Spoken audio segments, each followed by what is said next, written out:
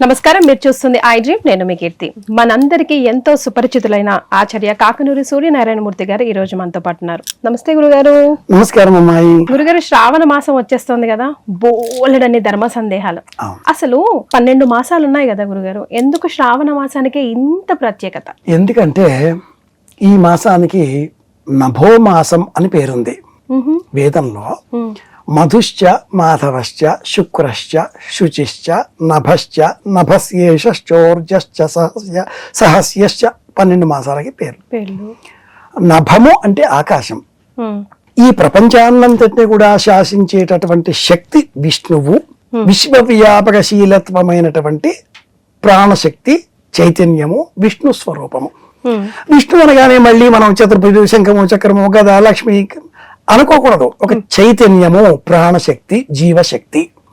ఆ జీవశక్తి శ్రవణ నక్షత్ర మండలంలో కనిపించే మాసం ఈ మాసం. అందుకే శ్రావణ మాసం అన్నారు. పౌర్ణిమ శ్రావణ మాసం సందర్భంగా పౌర్ణిమ నాడు శ్రవణ నక్షత్ర మండలం వద్ద చంద్రుడి సంచారం ఉంటుంది. ఈ మాసంలో మనము ఆకాశం వైపు చూచి ధ్యానం చేస్తూ అంతర్ముఖులమై మనలో ఉండే ప్రాణశక్తిని, జీవ చైతన్యాన్ని పెంచుకోవాలి. ఎందుకని? ఈ మాసంలో పగటి కాలం తగ్గిపోతుంది, రాత్రి కాలం పెరిగిపోతుంది. అంటే మనకు సప్తర్షి మండలము, బేర్ ఆంగ్లంలో, మనకంటే గ్రీకులు చాలా పేర్లు పెట్టేశారు వీటికి. ఆకాశం అసలు మన పురాణ గాథలన్నీ కూడా నక్షత్రాల కదలికలకు సంబంధించినవి. ప్రాతర్య అవాణం ప్రథమాయ యుద్ధం ఋగ్వేద మంత్రం. ఏ రోజు ఏ నక్షత్రం మనకు కనిపిస్తుందో ఆ రోజు ఆ నక్షత్రాన్ని పూజించాలి.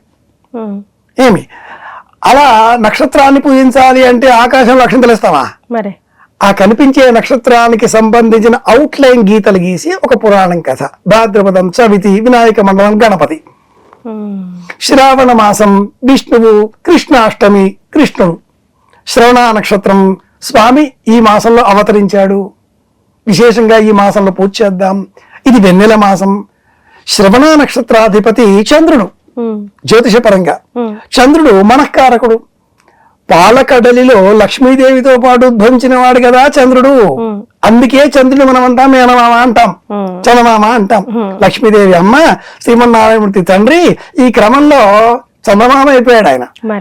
అందుకని ఈ మాసంలో మనము ఉపవాస వ్రతం పాటిస్తూ, సప్తర్షి కృచ్ఛ చాంద్రాయణ వ్రతం, ఇవన్నీ ఉపవాస వ్రతాలు. చాతుర్మాస్య వ్రతం, ఇది కూడా ఉపవాస వ్రతం. ఈ విధంగా అంతర్ముఖులమై సూర్యాస్తమయం కాకంటే ముందే దీపారాధన చేస్తూ చిన్నారి బాలబాలికల్ని కూర్చుండబెట్టుకుని విష్ణు కథలు లేదా కృష్ణ కథలు లేదా ఆధ్యాత్మిక కథలు ఇవి చెబుతూ కాలం గడపాలి. అందుకని ఈ మాసానికి శ్రావణ మాసం అని పేరు. ఈ మాసానికి ఇంకో పేరు కూడా ఉంది, వ్రతాల మాసం.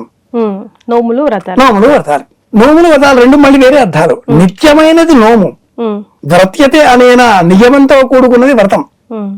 కృష్ణాష్టమి వ్రతం అలా కాదమ్మాయి. అసలు ఈ శ్రావణ మాసం ప్రారంభమయ్యేదే చాతుర్మాస్య ద్వితీయ అశూన్య శయన వ్రతంతో ఆరంభం అవుతుంది. శ్రావణ శుద్ధ విధియ రోజున భార్యాభర్తల మధ్య తగవలు లేకుండా, దాంపత్యం గొడవలేవి రాకుండా వాళ్ళిద్దరు ఎలకాలం కలిసి ఉండాలనే ఉద్దేశంతో మన పురాణాలు ఒక వ్రతాన్ని సూచించాయి. ఆ రోజున వాళ్ళిద్దరూ నిద్రించడానికి ఉపయోగించేటటువంటి చాప, దిండు, పరుపు, మెత్త, పానపు వీటిని దానం ఇవ్వాలి. అలాగే రవ్వ లడ్డు వీటిని సిద్ధం చేసి శ్రీమన్నారాయణమూర్తి పవళించి ఉన్నట్లుగా ఉండే అర్చామూర్తి, పాద సంవాహనం చేసే లక్ష్మీదేవి, శేషపానపు అలాంటి అర్చామూర్తి కానీ ఫోటో కానీ సేకరించి ఇంట్లో స్థాపితం చేసి పూజ చేసి ఈ రవ్వ లడ్డూలను నివేదనగా అర్పించి భార్యాభర్తలు ఒకరికొకరు ప్రసాదంగా ఇచ్చుకోవాలి. తీపి తినాలి, తీపి మాట్లాడాలి కదా. మనం మంచి కోరుకోవాలి అంటే తీయగా మాట్లాడాలి. నోట్లో తీపి పదార్థం వేస్తే తీపిగానే మాట్లాడతాం కదా. ఉండండి మీ కాళ్ళు ఎరగొడతానని ఆవిడంటే ఆయన ఎప్పుడు ఊరుకుంటాడు? తమలపాకుతో నేనొకటంటే తలుపు చెక్కతో నే రెండంట అన్న కాలం వచ్చేసింది ఇప్పుడు బయట అంతా. అలా కాకూడదు. ఇది మొదటి వ్రతం. అది కాగానే నాగల చవితి, నాగుల పంచమి అది చేస్తాం. అది కాగానే ఎలా వస్తాయి తెలుసునా అమ్మాయి, ఈ నెలంతా కూడా వరుస పెట్టి. ఇప్పుడు శ్రావణ సోమవారాలు శివారాధన చేయాలి అని ఏ పుస్తకంలో ఉంది? స్కాంద పురాణంలో ఉంది. ఎలా చేయాలో కూడా ఉంది. ఎలా చేయాలో కూడా ఉంది.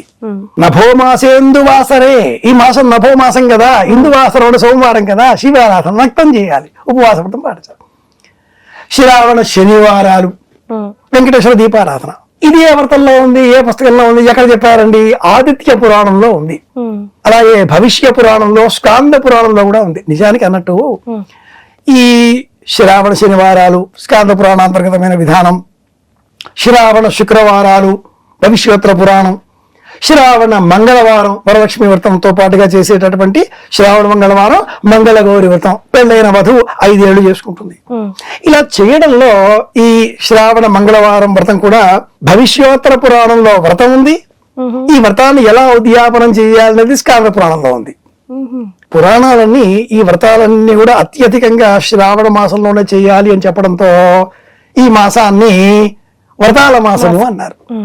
ఇంకా చెప్పాలి అంటే శ్రావణ పౌర్ణిమ, జంధ్యాల పౌర్ణిమ, రాఖీ పండగ, జన్మాష్టమి. నిజానికి ఈ రోజున నాగబలి అన్న పేరిట సర్పాలను పూజించాలి. ఈ రాఖీ పండుగ అనేది ఉత్తరాయుకులుగా నుంచి వచ్చేసింది, నార్త్ ఇండియా నుంచి వచ్చేసింది. ఆ రోజున సర్పాలను పూజించాలి. ఈ మాసమంతా కూడా ఇలా పండగల చేత నిండిపోవడంతో అందరి ఇళ్లలో కూడా ఏముంటాయి తెలిసిన అమ్మాయి? నానబోసిన శనగలు ఉంటాయి, కిలోల కొద్దీ ఉంటాయి. అలాగే మంగళవారం మంగళవారం చేసుకోవడంతో చలిమిడి ఉంటుంది, అంతంత దీపాల ముద్దలు ఉంటాయి, చలిమిడి ఉంటుంది, శనగలు నానబోసినవి ఉంటాయి. మొలకలు రాకంటే ముందే తినాలి అన్నట్టు చాలా మంది పెద్ద పెద్ద మొలకలు వస్తే ఆరోగ్యం అంటారు. అలా తినకూడదు. ఆయుర్వేదం చెప్పింది ఏమిటి అంటే నానబోసిన శనగలని 5 గంటలు దాటిన తర్వాత ఆ వెంటనే తినేయాలి. ఒక రోజంతా నానబెట్టి తెల్లారి ఇంత పొడుగుగా వచ్చేస్తే వాటిని ఫ్రై చేసి వేయించి మసాలాలు చల్లి దాని రూపురేఖలు మార్చి జనాలు ఏది రుచి అవుతుందో అది మన మరణానికి కారణమవుతుంది. నాలికకి ఏది రుచి అవుతుందో అది ఎక్కువగా తింటాం, దానిపైన మనకు మమకారం పెరుగుతుంది, అది మన మరణానికి దారితీస్తుంది. ఎవరిని చాలా ఇష్టపడతామో వారే మనకు అత్యధికంగా దుఃఖాన్ని కలిగించేవారు అవుతారు. ఇది కరెక్టే గురుగారు. నాలికను నియంత్రించుకోవాలి, శ్రావణ మాసం నేర్పించేదే అది. అందుకే ఈ మాసం అంతా ఉపవాసాలుగా సప్తఋషి కృష్ణ చాంద్రాయణ వ్రతం, త్రిరాత్ర వ్రతం, అనేకం ఋషి పంచమి వ్రతం ఎన్నో వస్తాయి ఈ మాసంలో. కాబట్టి ఈ మాసానికి ఇంత ప్రత్యేకం. కొసమరుపుగా చెప్పేది ఏంటంటే ఒక విషయం ఉంది అమ్మాయి, ఇదే ప్రశ్న నన్ను చైత్రమాసం గురించి అడిగావనుకో ఆ మాసానికి ఇంత ప్రత్యేకత ఉంది అనే చెప్తాను. వైశాఖం కావచ్చు, జ్యేష్టం కావచ్చు, ఏ మాసం చెప్పినా ఆ మాసానికి ఇంత ప్రత్యేకత ఉంది అని చెప్తూ ఉంటా. అంటే సనాతన ధర్మం భారతీయానికి సంబంధించి హిందూ జీవన విధానంలో ప్రతి నెల ముఖ్యం, ప్రతిరోజు ముఖ్యం, ప్రతి క్షణం ముఖ్యం. అదేదో సినిమా మధ్యన వచ్చిందే ప్రతిరోజు పండగే అని చెప్పి, నిజానికి ప్రతి క్షణం కూడా పండగ. మనకు 1440 నిమిషాల కాలం ఒక్క రోజులో ఉంటే ప్రతి క్షణం కూడా మనం ఆనందంగా బతకాలి. పరమాత్ముడు ఈ రోజు నాకు జీవితాన్ని ఇచ్చాడు, రాత్రి పడుకోగానే ఏం జరుగుతుందో నాకు తెలియదు, పొద్దున్న లేవగానే మళ్ళీ ఇంకో రోజు ఉందిగా, థ్యాంక్స్ టు గాడ్. సైకాలజిస్టులు ఈ మధ్యన ఒక మాట చెప్పారు, గుడ్ మార్నింగ్ అంటూ భార్య భర్తకి మెసేజ్ పెడుతూ ఉంటుంది, అవుట్ డేటెడ్, అలా పెట్టొద్దు. Welcome for the beautiful day, a day is waiting for you, let us plan for today is a beautiful day. ఇలా మార్చి పెట్టండి, అంటే క్షణాన్ని ఆనందంగా బతకండి అంటూ సైకాలజిస్టులు కొత్తగా చెప్తున్నారు. ఇది ఏనాడో మన హిందూ జీవన విధానం చెప్పింది కాబట్టి జపం అన్న పేరిట మీకు నచ్చిన దైవనామాన్ని మనసులో స్మరిస్తూ శ్రీమాత్రే నమః, అది ఆనందం. ఇది రహస్యం. ధన్యవాదాలు. కృష్ణార్పణం.